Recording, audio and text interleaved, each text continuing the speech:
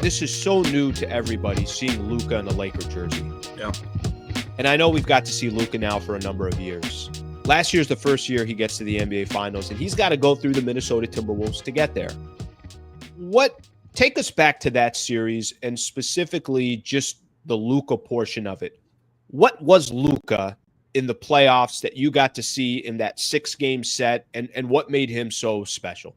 Yeah, it was 5 games, and it's 5 games because he was so dominant. He controlled the entire series. It was a dominant performance. The Wolves have been playing really well, and they beating Denver in 7 games, sweeping Kevin Durant and the Suns.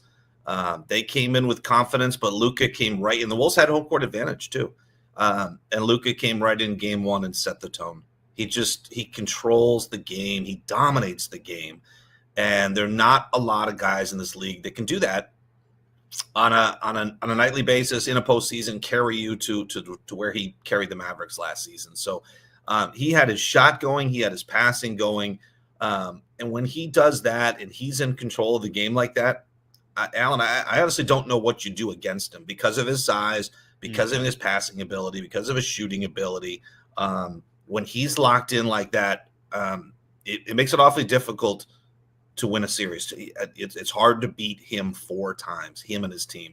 And, of course, he got really good help around him. Kyrie had a great series too, and some role players stepped up around him, Lively and Gafford inside and P.J. Washington outside.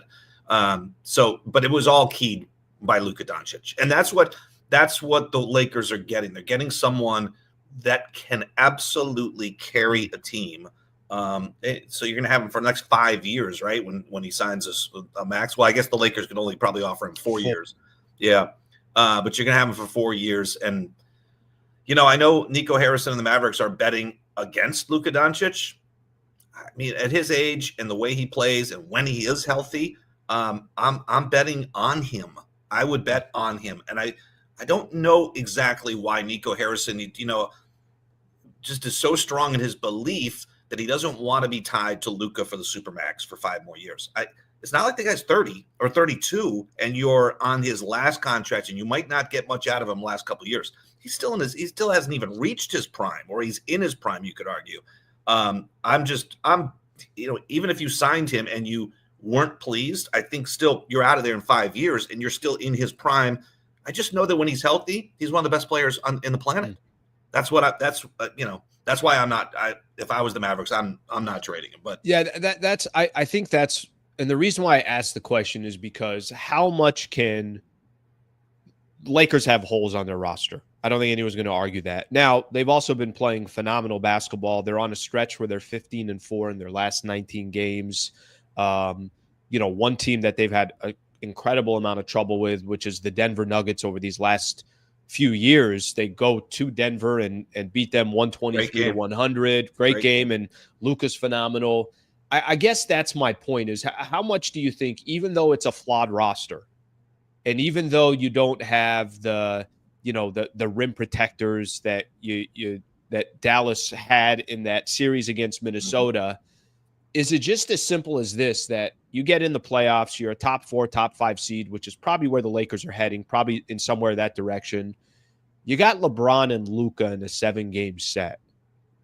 Basketball better than anybody else. Just how dangerous is saying, wait a minute, you got 2 of the highest IQ players, guys that could do this. It's kind of funny. I think Luka now is going to offer something to LeBron that he hasn't had in a really long time, which is, so I don't have to control the entire game. No. Actually, Luka can do that. But how dangerous does that become? Or is it, no, you know what? Give me a month to see what this team looks like before anything else happens. Probably a little bit of both. But I think you're right. Like when you have 2 talents like LeBron and Luka, and they're just not scorers. They can do it all. You're right. You mentioned the high IQ, and they can pass. They can set up teammates. They know the nuances of the game, things that don't show up in the box score. Who to get touches, when, what matchups to take advantage of, all those things. And those become crucial in the postseason, because that's what series are about. It's about matchups, about seeing that same team 5 to 7 times in a series and being able to execute. And both these guys execute at a really high level. Like, so I would like to see a little bit more. The 15-4 is nice, but that's only a portion with Luka. They probably Sure. still have some things to iron out. Doesn't mean it's going to be smooth the entire way either. There'll probably be some bumps in there.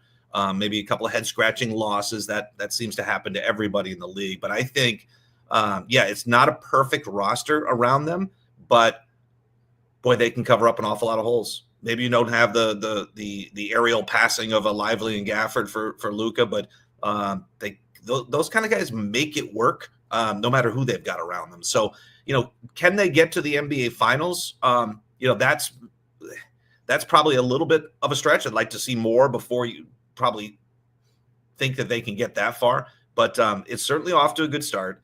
And then with the IQ of those two guys, I think you're in really good shape, and they can solve some problems that maybe the roster doesn't have. They can make up for in other ways. So it's certainly off to a good start.